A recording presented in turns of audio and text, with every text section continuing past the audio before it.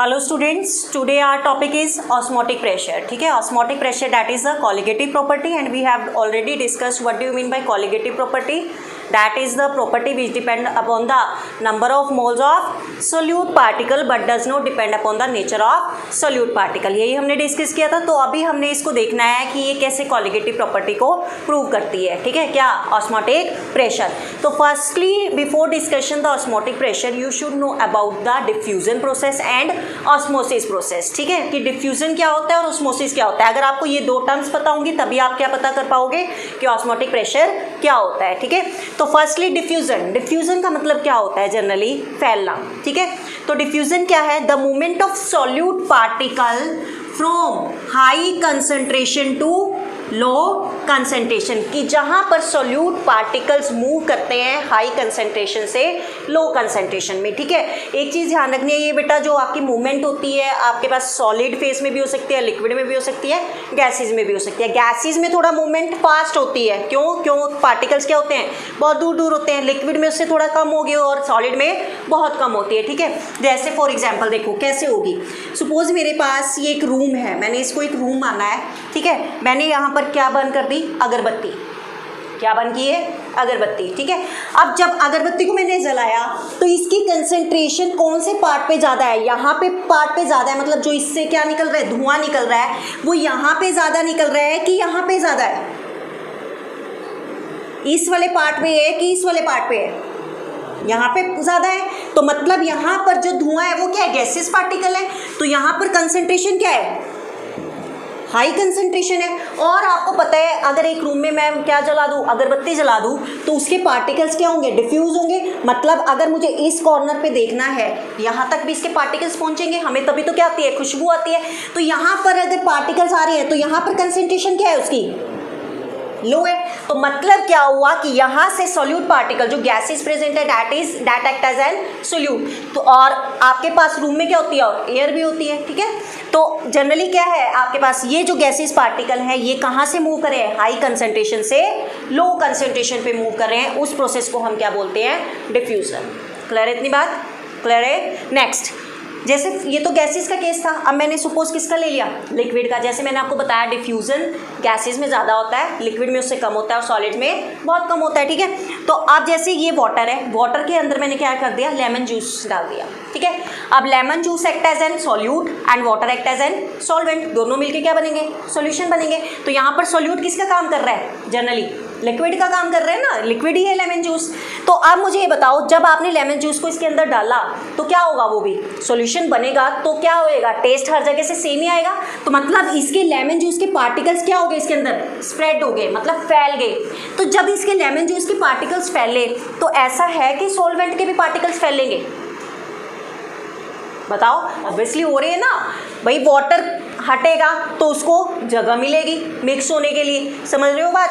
तो मतलब क्या है, यहाँ पर कंसंट्रेशन हाई. आपको मैंने बताया था कंसंट्रेटेड सॉल्यूशन क्या होते हैं, जहाँ पर सॉल्यूट की कंसंट्रेशन क्या होती है, हाई होती है कंपैरेटिवली टू सॉल्वेंट. तो मतलब ये डिफ्यूज कब हुआ, जब इसकी कंसंट्रेशन क्या थी, इससे क्या थी, ज़्यादा थी, high concentration to low concentration. लेकिन एक चीज़ ध्यान रखनी है, डिफ्यूजन में सॉल्यूट और सॉल्वेंट दोनों क्या हो सकते हैं, जनरली दोनों का डिफ्यूजन हो सकता है. ठीक है, लेकिन ऑस्मोसिस में ऐसा नहीं होगा. ऑस्मोसिस में सिर्फ एक चीज़ का होगा, वो हम देखेंगे कैसे.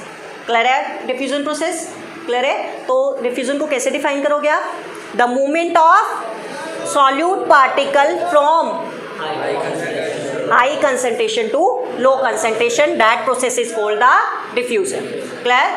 अब इसके रेस्पेक्ट में देखिए ऑस्मोसिस. ऑस्मोसिस क्या होता है, पहले डेफिनेशन देखो, the movement of solvent particle, वहाँ पे क्या था, solute, from low concentration to high concentration of solute भी आएगा, और solute through the semi permeable membrane.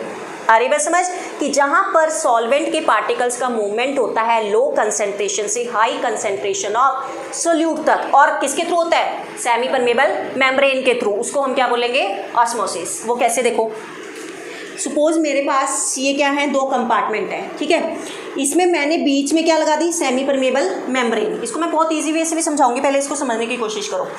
ये क्या लगा दी मैंने, semi permeable membrane. Semi permeable membrane का मतलब क्या है, सेमी मतलब हाफ, परमिएबल मतलब जिसमें से कुछ कुछ कुछ कुछ क्या होए, लिक्विड पास हो जाए। सेमी मतलब हाफ, परमिएबल मतलब कुछ पास होना, मेम्ब्रेन की कुछ लिक्विड क्या हो जाए जिसमें से पास हो जाए, आधा। ठीक है, ये सॉल्यूशन है एक कंपार्टमेंट में और ये क्या है, सॉल्वेंट है। ठीक है, सॉल्यूशन के अंदर क्या है, सॉल्यूट और सॉल्वेंट, और सॉल्वेंट के अंदर क्या है, सिंपल प्योर सॉल्वेंट है, जैसे कोई भी लिक्विड ले लिया, वाटर ले लिया।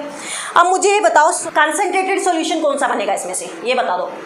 कंसंट्रेटेड का मतलब क्या होता है, जहाँ पर सॉल्यूट का अमाउंट ज़्यादा होता है कंपैरेटिवली टू सॉल्वेंट। अब यहाँ पे तो सॉल्यूट है ही नहीं, सॉल्वेंट है क्योंकि, तो यहाँ पर तो कंसंट्रेशन क्या होगी, लो होगी, तो इसको मैंने क्या डाल दिया, लो कंसंट्रेशन।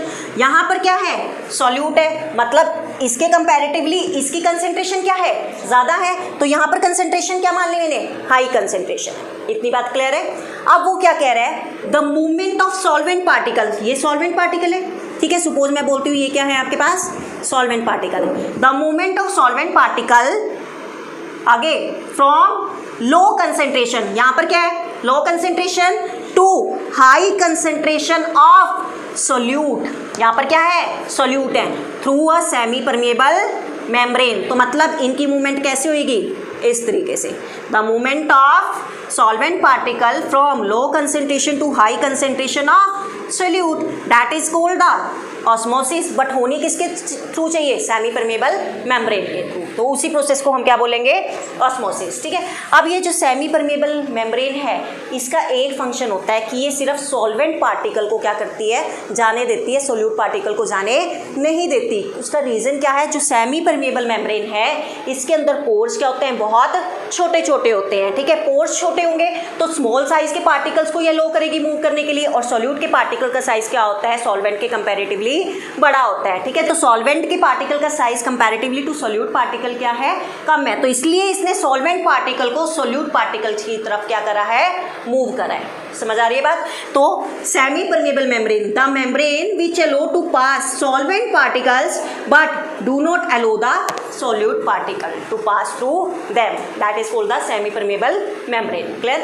अब इस चीज़ को मैं बहुत अच्छा से एग्जांपल्स के थ्रू आपको समझाऊंगी। देखो, सपोज आपके पास क्या है, ये वाटर है, ठीक है, इसके अंदर मैंने रेजिन्स डाल दी। रेजिन समझते हो, किशमिश, हिंदी में क्या बोलते हैं, किशमिश। ठीक है, अब आप अगर 1 घंटे 2 घंटे के लिए भी देखते हो ना, जब आप किशमिश को पानी के अंदर भिगो दो, ठीक है, तो क्या होगा, किशमिश फूल जाती है। कभी भी देखना, किशमिश क्या हो जाएगी, फूल जाएगी। तो वो फूली क्यों है, मतलब यहाँ से वाटर पार्टिकल उसके अंदर क्या हुए हैं, गए हैं, तभी तो कोई चीज़ फूलती है ना, मतलब यहाँ से वाटर पार्टिकल उसके अंदर क्या है, गए हैं। तो यहाँ से कहने का मतलब क्या है, यहाँ पर जो वाटर पार्टिकल्स हैं, वाटर के यहाँ पर जो वाटर के पार्टिकल्स हैं उनकी कंसेंट्रेशन क्या है, लो है। क्लियर। और रेजिन्स, किशमिश के अंदर क्या कुछ ना कुछ लिक्विड तो होता होगा, शुगर होती है वैसे क्योंकि मीठी लगती है आपको, ठीक है, तो वहाँ पर कंसेंट्रेशन क्या है, हाई कंसेंट्रेशन है। तो हम क्या कह रहे हैं, the movement of solvent particle from low concentration to high concentration of solute particle through a semi permeable membrane. Semi permeable membrane कौन सी है, किशमिश के ऊपर येलो कलर की लेयर देखते हो ना, तो मतलब उसके पोर्स इतने छोटे छोटे होते हैं कि उसमें से सॉल्वेंट पार्टिकल क्या हो जाते हैं, पास हो जाते हैं, तभी तो वो क्या है, जनरली फूल जाती है, तो वो एक्ट कर रही है as an semi permeable membrane. तो यही प्रोसेस क्या होता है, ऑस्मोसिस कहलाता है। अरे बस समझ क्लियर है, कर लोगे ऑस्मोसिस एंड डिफ्यूजन। तो पहले ये क्लियर होना चाहिए आपको, फिर हम ऑस्मोटिक प्रेशर पे चलेंगे कि ऑस्मोटिक प्रेशर क्या होता है। क्लियर, इसको नोट डाउन करो फिर करते हैं। चलिए देखिए, अब ऑस्मोटिक प्रेशर, ऑस्मोसिस आपको समझ आ गया था। ऑस्मोसिस क्या था, जहाँ पे आपके सॉल्वेंट पार्टिकल्स क्या होते थे, लो कंसेंट्रेशन से हाई कंसेंट्रेशन ऑफ सोल्यूट पे मूव करते थे through a semi permeable membrane. वो प्रोसेस क्या कहलाता था, ऑस्मोसिस। ठीक है, अब the external pressure applied to stop the osmosis, कि अगर हम एक्सटर्नल प्रेशर अप्लाई कर दे किस प्रोसेस को रोकने के लिए, ऑस्मोसिस प्रोसेस को रोकने के लिए, उसको हम क्या बोलेंगे, ऑस्मोटिक प्रेशर। ठीक है, जैसे आपके पास ये क्या है, सॉल्यूशन, ये क्या है, सॉल्वेंट, बीच में क्या लगी हुई है, सेमी परमेबल मेम्ब्रेन, यहाँ पर कंसंट्रेशन क्या है, हाई है, और यहाँ पर क्या है, लो है। अभी हम पीछे पढ़ के आए हैं। ठीक है, अब मूवमेंट क्या होगा, सॉल्वेंट पार्टिकल का सॉल्यूशन पे होगा, मतलब सॉल्वेंट पार्टिकल की कंसंट्रेशन यहाँ पर लो है, मूवमेंट सॉल्वेंट पार्टिकल का कैसे होगा, low concentration to high concentration through a semi permeable membrane. उसी प्रोसेस को हम क्या बोल रहे हैं, ऑस्मोसिस बोल रहे हैं। अब क्या कर देंगे हम यहाँ पर इस सॉल्यूशन पे ऊपर से क्या करेंगे, एक्सटर्नल प्रेशर को अप्लाई करेंगे। जब हम इसके ऊपर एक्सटर्नल प्रेशर अप्लाई करेंगे तो ये क्या करेगा, इन सॉल्वेंट पार्टिकल्स को यहाँ पर आने ही नहीं देगा। तो मतलब जो प्रेशर हम इसके ऊपर लगा रहे हैं, क्यों लगा रहे हैं, ताकि ये जो सॉल्वेंट के पार्टिकल हैं ये यहाँ पर एंटर ही ना हो सके, ठीक है। इस प्रोसेस को रोकने के लिए उसको हम क्या बोलेंगे, ऑस्मोटिक प्रेशर। इतनी बात क्लियर है। अब देखो, ऑस्मोटिक प्रेशर को हम जनरली डिनोट करते हैं किससे, पाई से, ठीक है, या फिर आप पी भी डाल सकते हो, ठीक है। कई बुक्स में पाई भी दे रखा है, कहीं में पी दे रखा है, कईयों में दोनों ही दे रखे हैं। पाई आ जाए तो that is osmotic pressure, P आ जाए इस केस में दैट इज प्रेशर, मतलब उसने ऑस्मोटिक प्रेशर से इसको डिफाइन कर दिया, ठीक है। अब वो क्या कह रहा है कि एक्सपेरिमेंटली क्या देखा गया है, जो ऑस्मोटिक प्रेशर है that is directly proportional to the concentration of solute, और वो किस टर्म में, मोलैरिटी की टर्म में। फर्स्ट रीजन एक्सपेरिमेंटली क्या देखा गया, osmotic pressure is directly proportional to the molarity. Second वो क्या कह रहा है कि osmotic pressure is directly proportional to the temperature. ये दोनों चीज़ें एक्सपेरिमेंटली देखी गई है। तो इनका क्या रीजन रहा होगा, मोलैरिटी क्या है, number of moles of solute particle present in per litre volume of the solution, यही है, मतलब कंसंट्रेशन ऑफ सोल्यूट पार्टिकल्स को ही हम क्या बोल रहे हैं, मोलैरिटी बोल रहे हैं, ठीक है। तो यहाँ पर क्या रीजन रहा होगा, तो हम एक्सप्लेन करने की कोशिश कर रहे हैं कि मे बी ये रीजन हो सकता है। देखो यहाँ पर क्या है, मोलैरिटी को मैं कैसे लिख रही हूँ, number of moles of solute particles divided by volume of solution in litres, यही है मोलैरिटी। तो मोलैरिटी डायरेक्टली प्रोपोर्शनल किसकी हुई, number of moles of solute particle के। तो यहाँ पर अगर सोल्यूट पार्टिकल ज़्यादा होंगे तो सोलवेंट उतनी ही जल्दी मूव करेगा, क्यों, क्योंकि उसकी कंसंट्रेशन उतनी ज़्यादा होगी, और जितनी कंसंट्रेशन ज़्यादा होगी तो सॉल्वेंट पार्टिकल को रहेगा कि मैं फटाफट मूव करूँ low concentration to high concentration, और हमें ऐसा करना नहीं है, क्यों, तभी तो हम क्या कर रहे हैं, प्रेशर को अप्लाई कर रहे हैं। तो मतलब जितने ज़्यादा number of moles of solute particle होंगे उतना ही सॉल्वेंट पार्टिकल्स क्या होंगे, जल्दी मूव करने की कोशिश करेंगे, और उसको रोकने के लिए हम क्या लगा रहे हैं, ऊपर प्रेशर लगा रहे हैं। तो इसलिए हम कह सकते हैं कि फर्स्ट एक्सपेरिमेंटली ऑस्मोटिक प्रेशर किसके डायरेक्टली प्रोपोर्शनल है, मोलैरिटी के।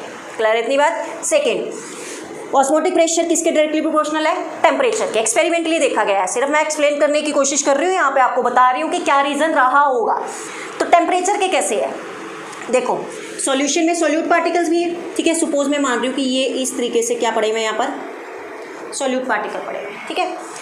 अब काम क्या होना है, जनरली सॉल्वेंट से इधर मूव होने, मतलब सॉल्वेंट पार्टिकल क्या होंगे, इधर मूव होंगे, यही है low concentration to high concentration. अगर मैंने टेम्परेचर ज़्यादा दे दिया, टेम्परेचर ज़्यादा देने का मतलब क्या है, ये सोल्यूट पार्टिकल क्या है, दूर दूर चले जाएंगे भाई। अगर मैं टेम्परेचर दूंगी ये जो पार्टिकल्स हैं ये क्या होंगे, दूर दूर जाएंगे, और इनको क्या है, रास्ता मिल जाएगा, क्योंकि प्रेशर अप्लाई कर रहे हो तो सोल्यूट पार्टिकल यहाँ आ रहे हैं, एक तरीके से दीवार बना रहे हैं ताकि ये सॉल्वेंट को क्या है, मूव होने से रोक सके। तो जैसे आपने टेम्परेचर दे दिया, ये सोल्यूट पार्टिकल क्या है, दूर दूर जाएंगे, दूर दूर जाएंगे, तो इनको रास्ता मिल जाएगा मूव करने के लिए, और वो ही हमने क्या करना है, रोकना है। क्यों, क्योंकि प्रेशर अप्लाई कर रहे हैं। प्रेशर क्यों अप्लाई कर रहे हैं, ऑस्मोसिस प्रोसेस को रोकने के लिए। तो इसलिए वो कह रहा है कि हो सकता है कि जो ऑस्मोटिक प्रेशर है वो क्या है, टेम्परेचर के भी क्या हो, डायरेक्टली प्रोपोर्शनल हो। क्लियर है इतनी बात, दोनों पॉइंट्स क्लियर है। तो आपके पास ये क्या आ गई, फर्स्ट इक्वेशन आ गई, और ये क्या आ गई, सेकंड इक्वेशन आ गई। तो यहाँ से पाई डायरेक्टली प्रोपोर्शनल किसके हो गया, m इंटू टी के हो गया, ठीक है। अब इस प्रोपोर्शनलिटी का साइन हटाएंगे तो क्या लग जाता है, r, क्या लग जाता है, r, m r t, और यहाँ पर t is temperature, that should be in kelvin, molarity moles per litre में होगी, पाई प्रेशर आपका एटमॉस्फेरिक में भी हो सकता है, टॉर में भी हो सकता है, ठीक है, बार में भी हो सकता है। क्लियर, तो ये mm ऑफ hg में भी हो सकता है, ठीक है। वो डिपेंड करता है कि आपको क्वेश्चन किस में गिवन है, ठीक है। अब देखिए r क्या है यहाँ पे, generally that is a solution constant. क्या है यहाँ पर, सॉल्यूशन कांस्टेंट। अब क्या देखा गया था कि सॉल्यूशन कांस्टेंट की वैल्यू इक्वल आ रही थी जनरली किसके, 0.0821, इतने के इक्वल आ रही थी, और यही वैल्यू किसकी थी, गैस कांस्टेंट की। तो इसका दूसरा नाम उन्होंने गैस कांस्टेंट से भी रिप्रेजेंट कर दिया। आ रही बात समझ, क्लियर है। अब देखो m को कैसे लिख सकते हैं हम, m number of moles of solute, मतलब NB अपॉन में volume of solution into R into T, clear. और कैसे लिख सकती हूँ मैं इसको, और करके number of moles of solute mass upon molecular mass. तो मास किससे रिप्रेजेंट कर रही हूँ, W से, अपॉन में molecular mass mb into V into R into.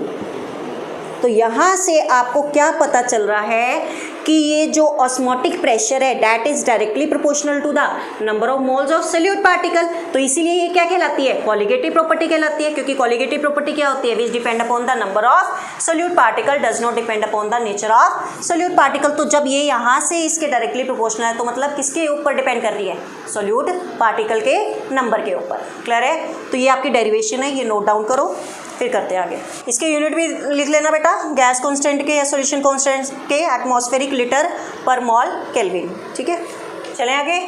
अब देखो, आप चाहे ये वैल्यू यूज़ कर लो, ठीक है, लेकिन कई बार क्या होता है कैलकुलेशन करने में डिफ़िकल्टी रहती है। ठीक है, तो सिर्फ मैं इस वैल्यू को बता रही हूँ कि आप न्यूमेरिकल्स में क्या डायरेक्टली पुट कर सकते हो। ठीक है, देखो ज़रा, ये थोड़ा सा न्यूमेरिकल पॉइंट ऑफ व्यू से मैं बता रही हूँ आपको।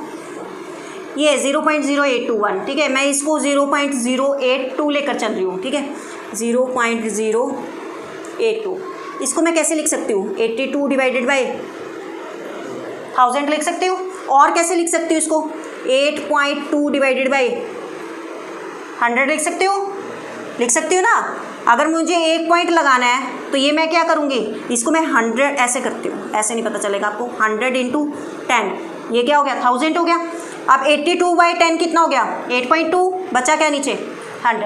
इस 8.2 को सोल्व करके आता है 25/3 इंटू 100। 25 को 3 से डिवाइड कर दो, कितना आएगा, 8.3 के अप्रोक्स आएगा।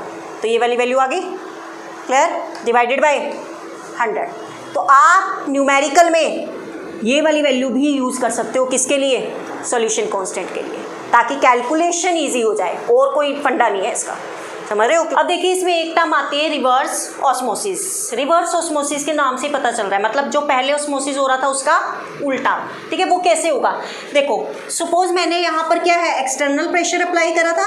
एक्सटर्नल प्रेशर क्या था, वही कि जो कि क्या कर रहा था, सॉल्वेंट पार्टिकल्स की मूवमेंट को रोक रहा था, लो कंसंट्रेशन से हाई कंसंट्रेशन में आने के लिए। तो उसी को हम क्या बोल रहे थे, ऑस्मोटिक प्रेशर। सपोज मैंने वो लगा दिया इतना 0.5 बार के आसपास, ठीक है, इतना मैंने प्रेशर लगा दिया। ठीक है, अब क्या होगा, देखो बेटा, अगर ये कौन सा प्रेशर है, ऑस्मोटिक प्रेशर जो मैंने एक्सटर्नल लगाया है।